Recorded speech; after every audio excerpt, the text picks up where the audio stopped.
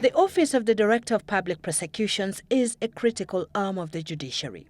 It is responsible for instituting and undertaking criminal proceedings against any person before any court in Kenya other than the military's court-martial with respect to any offence alleged to have been committed.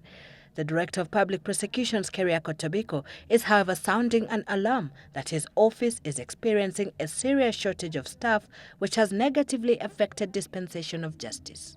In a letter to the Cabinet Secretary of the National Treasury, Tobiko emphasizes that his office urgently requires emergency measures to recruit at least 300 prosecution counsels to improve efficiency in the department. This apparently was a second letter reminding Treasury of a request put in August last year for a go-ahead to fill vacant positions. The DPP says of the required 927 legal staff, his office has only 248 of them. To operate efficiently, he needs at least 267 more. The total headcount of the non-legal staff in the office currently stands at 276, out of the nearly 400 required. The office, according to Tobiko, also requires an additional 74 prosecution assistants.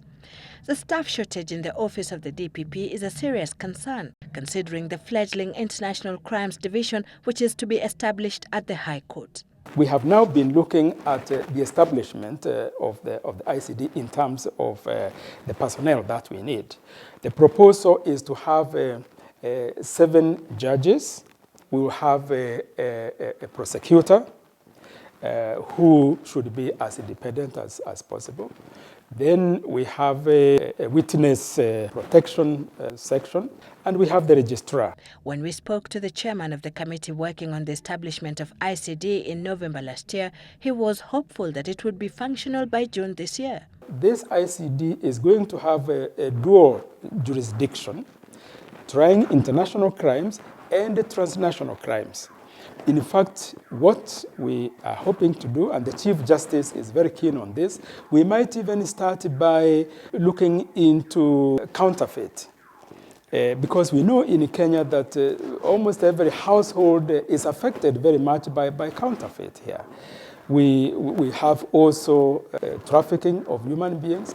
We have trafficking of ivory, etc., terrorism, cybercrime. So all these are part of the transnational crimes that will be part of the jurisdiction of the ICD.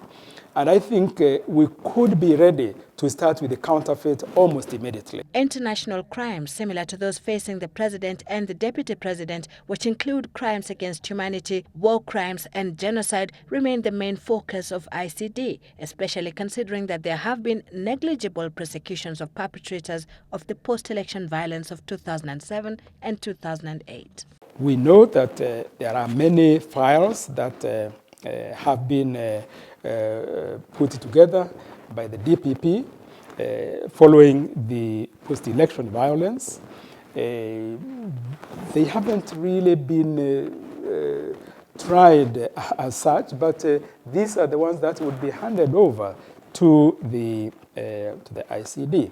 To have more staff, however, the office of the DPP says money is not a problem. It has declared savings amounting to 137 million shillings from the last financial year, which could cover the resultant expenditure.